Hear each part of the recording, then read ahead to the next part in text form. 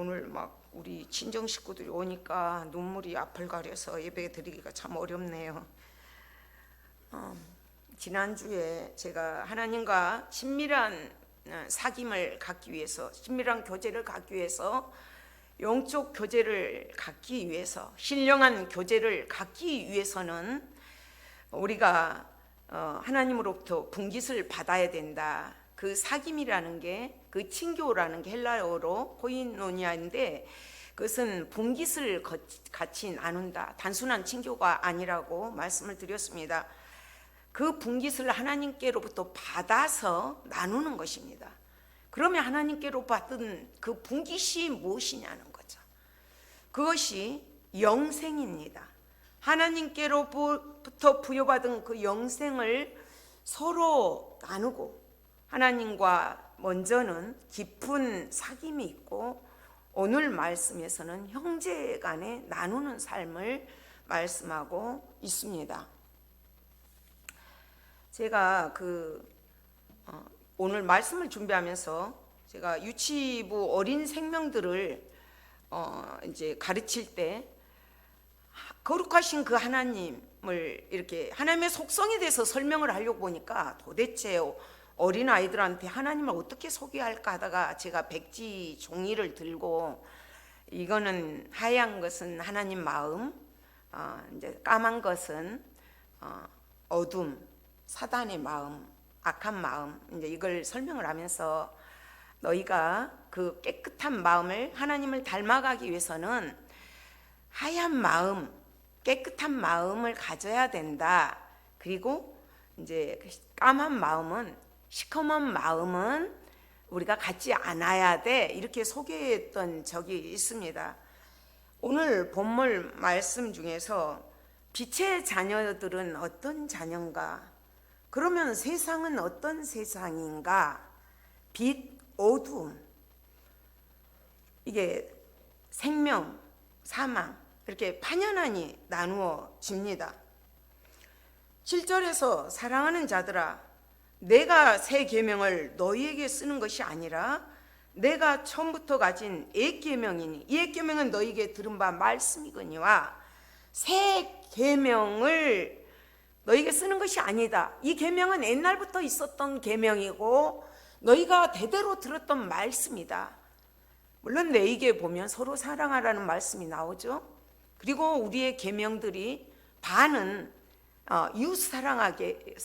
이웃들에게 사랑을 행할 것을 말씀하십니다. 그 옛 계명을 너희들은 이미 선조 대대로 내려온 말씀을 통해서 알고 있다. 그러면서 8절에서 다시 내가 너희에게 새 계명을 쓴다. 새 계명을 다시 쓴다는 것이죠. 그러면 이 새 계명은 무엇이냐는 거죠. 그것은 너희가 처음부터 가진 옛 계명이라는 거예요. 이 옛 계명을 너희의 들은 바 다시 너희에게 쓴다. 8절에서 내가 너희에게 새 계명을 쓰노니, 그러면서 그에게서 와 너희에게도 참된 것이라. 이는 어둠이 지나고 참빛이 벌써 비침이니라. 새 계명, 십자가의 계명이죠. 하나님이 독생자를 이 땅에 보내시고 예수님께서 희생의 정신으로, 사랑의 정신으로, 순종하는 그 정신으로 주신 그 새 계명, 내가 너희를 사랑한 것 같이 서로 사랑하라. 그것이 십자가의 사랑이고 새 계명입니다. 하나님이 아들을 통하여서 이루신 그 새 계명, 그 새 계명은 옛 계명을 포함한 계명이고, 또 하나님 안에서 그것이 새 계명인 것입니다. 우리가 사랑의 계명을 지켜야 되는데, 예수님께서도 너희가 마음을 다하고 힘을 다하고 성품을 다해 주 너희 하나님을 사랑하라 말씀하셨어요. 사랑의 계명이 왜 그렇게 중요한가? 우리가 지켜야 할 가장 최고의 계명이고 최선을 다해서 지켜야 할 계명이고 최우선적으로 두어야 될 계명이기 때문에 하나님께서 이렇게 당부하고 말씀을 하십니다. 그 새 계명이 참된 빛으로 왔다. 그 빛을 받은 자는 어둠에서 어둠이 지나가고 참빛이 이미 비춰지고 있다. 그 참빛인 그 예수님, 나는 세상의 빛으로 너희에게 왔다고 말씀을 하셨죠. 데살로니가전서 5장 5절에서도 너희는 다 빛의 아들이요 낮의 아들이라. 우리가 밤에나 어둠에 속하지 아니하였나니. 에베소서 5장 8절 9절에서도 지난주에도 말씀드렸지만 너희가 전에는 어둠이더니 이제는 주 안에서 빛이라. 빛의 자녀들처럼 행하라. 빛의 열매는 모든 착함과 의로움과 진실함에 있느니라 말씀하셨습니다. 이미 예수님께로부터 그 사랑을 받은 자, 그들은 빛에서 거하게 된다는 것을 말씀하고 있습니다. 빛 가운데 거한다 하면서 형제를 미워하는 자, 야고보서에서는 그거 거짓말이다. 여기서도 형제를 사랑한다고 하면서 미워하는 자, 빛 가운데 있다고 그러면서 미워하는 자는 어둠에 있는 자다. 흑암의 세력에 있는 것이죠. 우리는 사망에서 생경으로 옮겨진 자들입니다. 예수님 때문에. 지난주에도 말씀드렸죠. 우리가 감히 어떻게 하나님을 만나요? 거룩하신 그 하나님을, 속죄 제물을 가지고 들어간 제사장은 거룩한 곳에서 짐승을 잡아야 되고 거룩하게 행해야 되고, 그 제물을 삶은 토기에 삶았으면 그 토기를 깨뜨려야 됩니다. 유기에 삶았으면 물로 깨끗하니 씻어야 돼요.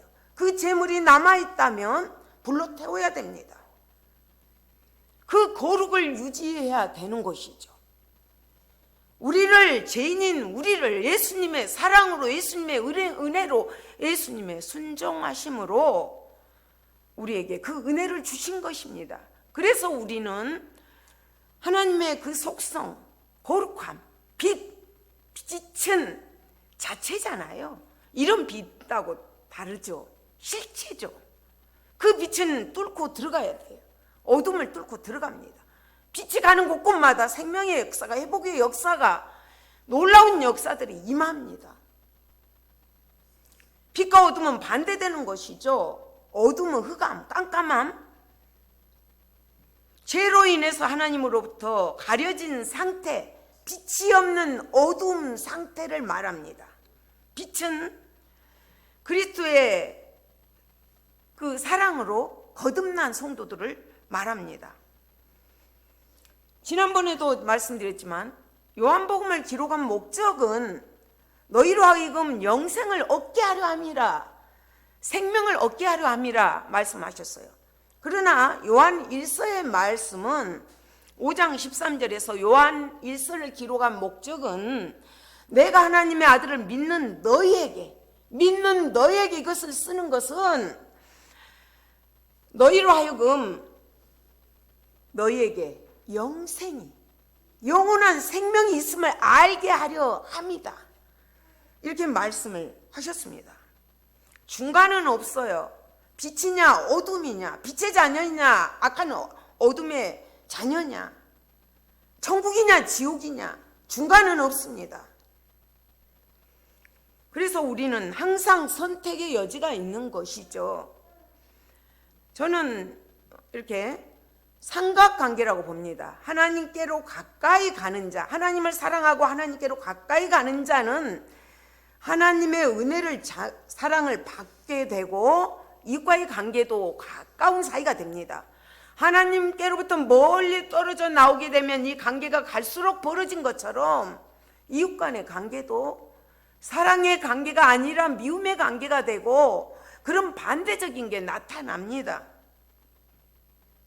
그래서 요한은 노년에 이 글을 쓴 거거든요.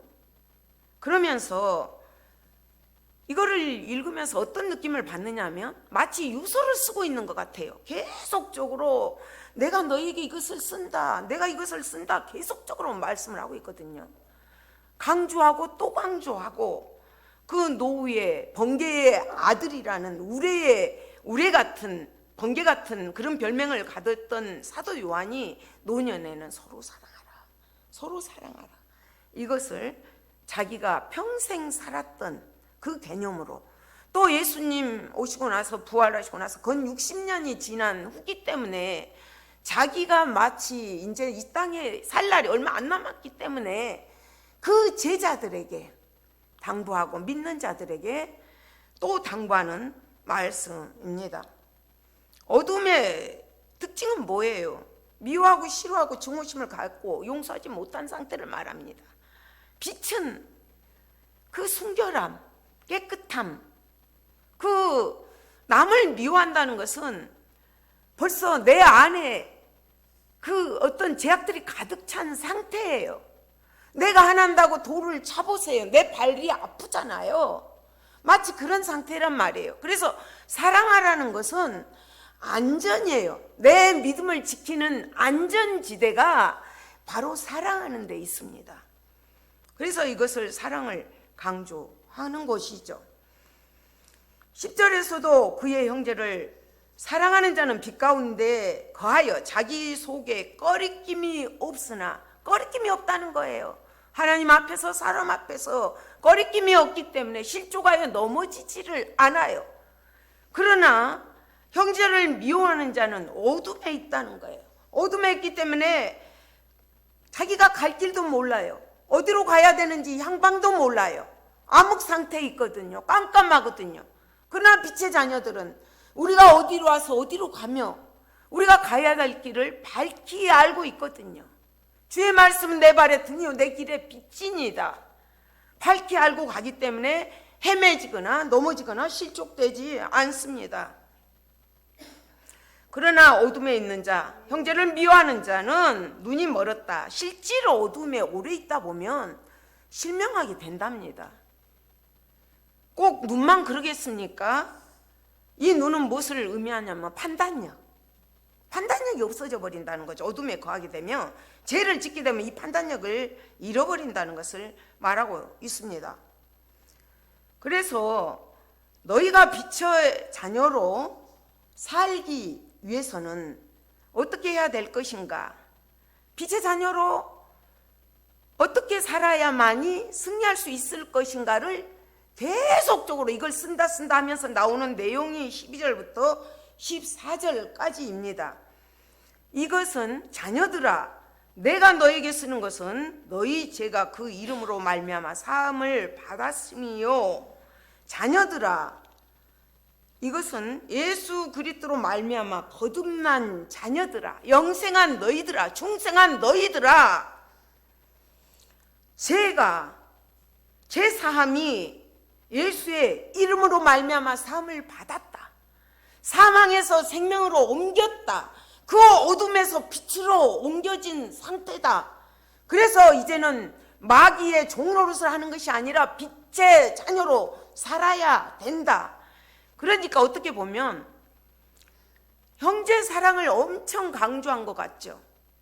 그런데 실질적인 그 목적은 무엇이냐면, 너희 마음속에 하나님으로 인한, 예수 그리스도로 인한 거듭남이 있느냐, 구원의 확신이 있느냐, 이것을 물어보는 거예요.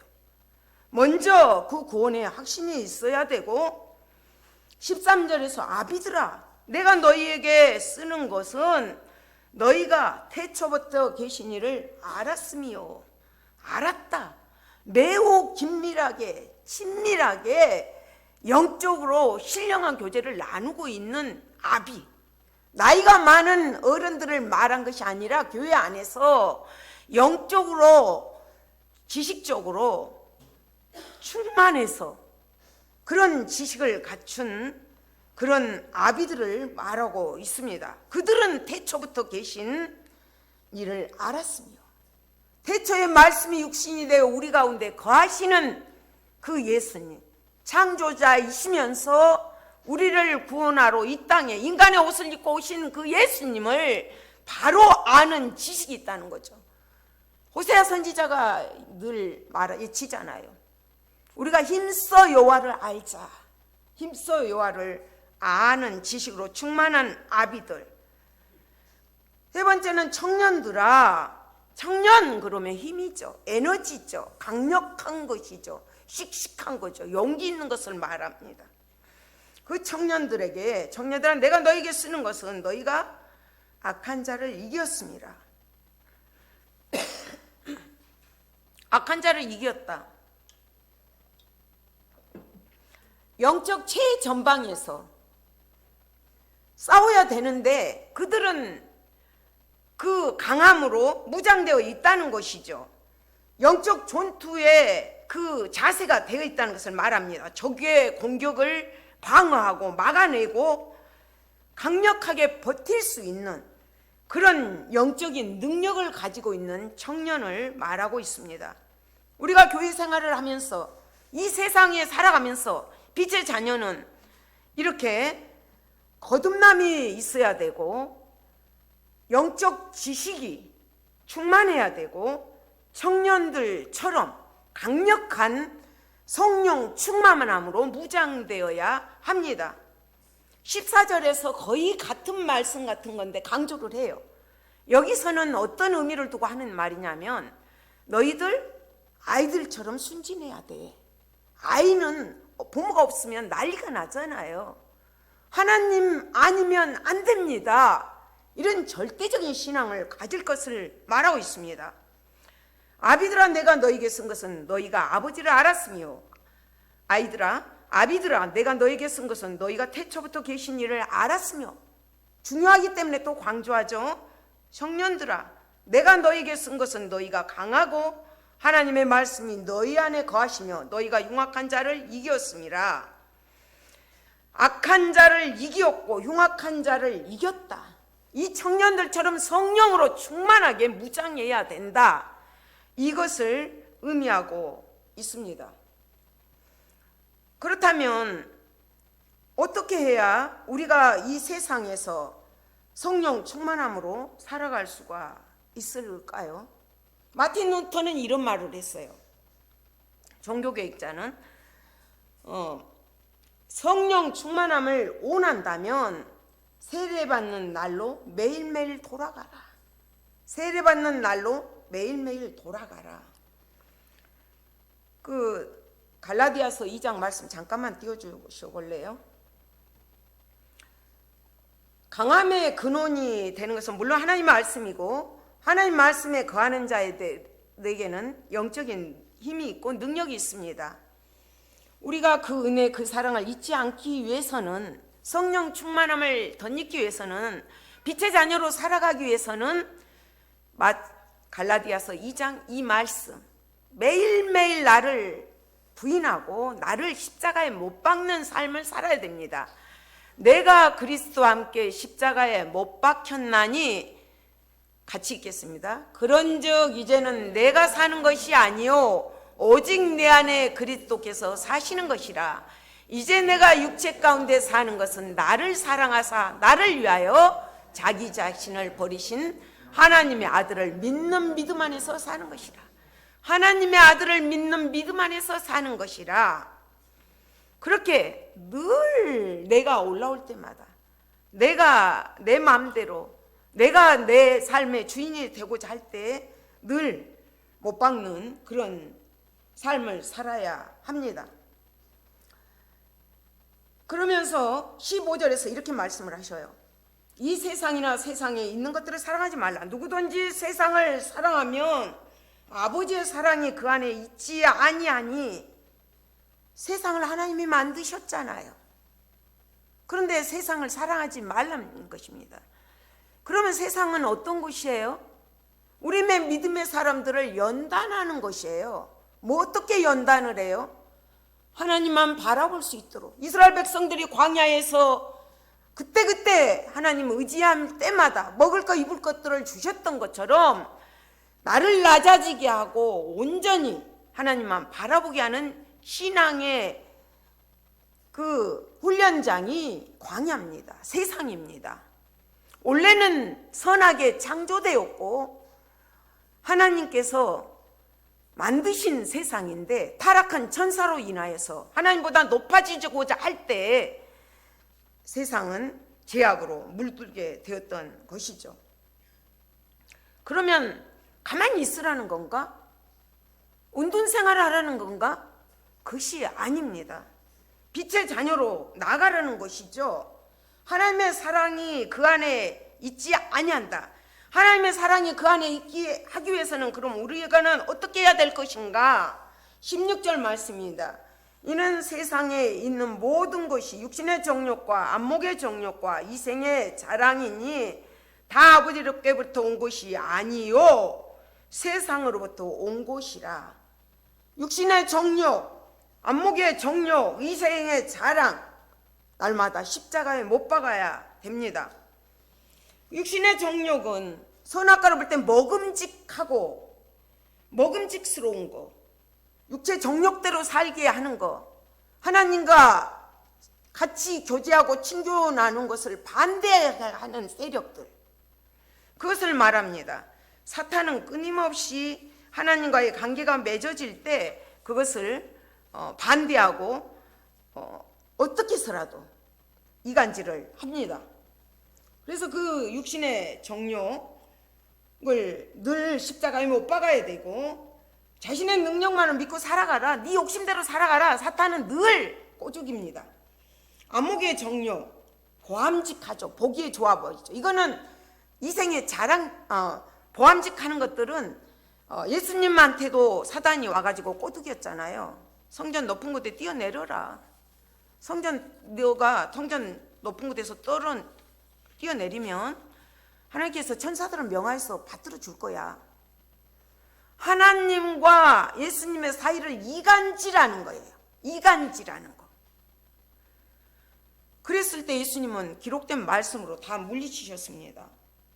이생의 자랑, 지혜로워 보이는 거죠. 그러니까 하나님을 의존하게 하는 것이 아니라 하나님을 의심하도록 만들어요. 이생의 자랑은 하나님을 의심하도록 만들고 하나님의 사랑을 의심하도록 만들어요. 그러니까 육신의 정욕은 너의 마음대로 살아라. 너가 내 인생의 주인이야. 이것을 말하는 거고, 안목의 정욕은 하나님의 주권을 무시하는 거예요. 천하 만국을 보여주면서 너가 나한테 절하면 이 모든 것들을 주겠다. 마귀가 주인이 아니잖아요. 만왕의 왕이 만지의 주가 하나님이시잖아요. 그 주권을 나한테 절하면 너한테 주겠다는 거예요. 말도 안 되는 거거든요. 그 다음에 이제 그 이생의 자랑, 너가 메시아인 것을 성전 곡적에서 뛰어내릴 때 받들어주면 너 그렇게 힘들지 않고 십자가에 죽지 않아도 되지 않지 않느냐. 이거 꼬드기는 거죠. 오늘날도 똑같아요. 너 왜 그렇게 예수님을 어렵게 믿어? 힘들게 믿어? 쉽게 믿는 방법이 있어. 우리를 마귀는 끊임없이 우리를 꼬드기면서 못 견디게 합니다.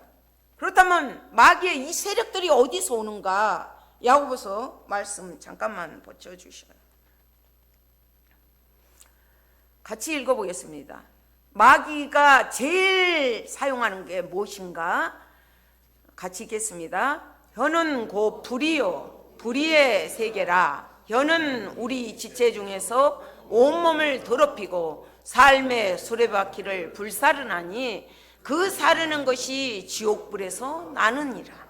그 사르는 것이 지옥불에서 나느니라. 야고보서에서는 끊임없이 거룩하게 성결하게 살아야 되는데 어떻게 살아야 될까를 강조하거든요. 그런데 이 작은 혀가 요긴하게 쓰이면 생명을 살리고 빛의 사자로 살아갈 수가 있는데 이 작은 혀가 마치 망망대해 그 백기와 같이 잘못 사용되면 풍랑을 침몰하는 것과 같습니다. 얼마나 무서운 말씀이에요. 이게 마귀가 잡고 가는 것이고 이것이 지옥불에서 난다. 혀를 잘 사용하라는 것이에요. 그러면 혀를 내가 사용하지 않아야지, 말 안 하고 가만히 있어야지. 그게 되나요? 그게 아니잖아요. 우리가 그 혀를 하나님 앞에서 성령 충만함으로 덧입고 마귀의 도구로 쓰이는 것이 아니라 빛의 사자로 쓰임을 받아야 됩니다. 마귀는 어떻게 쓰든지 하나님을 온전히 믿지 못하게 만들고 하나님이 주신 능력을 교만하게 쓸 수 있게끔 꼬드겨요. 악한 영광을 보여주면서 하나님을 배반하도록, 믿음에서 떨어지도록 꼬드깁니다. 그러나 우리의 연약함을 아시고 오늘 또 성령님은 우리를 도와주십니다. 17절에서 이 세상도 그 정욕도 지나가되 오직 하나님의 뜻을 행하는 자는 영원히 거하느니라. 세상도 정욕도 아침에 있다가 없어지는 안개와 같고 잠깐 났다가 없어지는 불과 같이 없어질 것들이에요. 이 세상의 것들을 의지하지 말고 붙들지 말고 영혼을 사모하라는 거예요. 영혼을. 그 영혼이 무엇입니까? 우리 믿는 자 속에는 이미 영혼이 임했잖아요. 새하늘과 새 땅, 하늘나라, 천국을 말합니다. 그것들을 바라보면서 우리는 믿음으로 굳세게 살아가야 합니다. 성도들에게 준비된 영생의 장소가 하늘나라고 천국이에요. 이 땅에서도 주님을 영접하는 순간 우리는 하늘나라를, 천국을 누리면서 살아갑니다. 물론 온전한 구원, 안전한 구원은 주님 재림 때 우리가 이루어지지만 이 땅에서도 이루어 나갑니다. 아까 찬송가 불렀던 것처럼 우리는 세상 속에 나가서 세상을 사랑하지 않기 위해서는, 빛의 자녀로 살아가기 위해서는 빛의 자녀로 살아가야 됩니다. 동서남북 어디나 땅끝까지 주님만 의지하고 눈어도 못 보는 백성에게, 깜깜해서 갈 길을 몰라 방황하는 그들에게 빛의 사자로, 빛으로 어둠을 뚫고 나아가서 생명을 살리는 일에, 영생을 나누는, 하나님과 사귐 있게 하고 형제간에 나눌 수 있는 그런 은혜가 임하도록 우리에게 사명을 주셨습니다. 먼저 빛의 자녀로 거듭난 우리, 중생한 우리, 영원한 생명을 소유한 우리는 하나님의 자녀답게 빛의 자녀로 살아가면서 승리하는 우리가 되시기를 소망합니다. 아버지 감사합니다.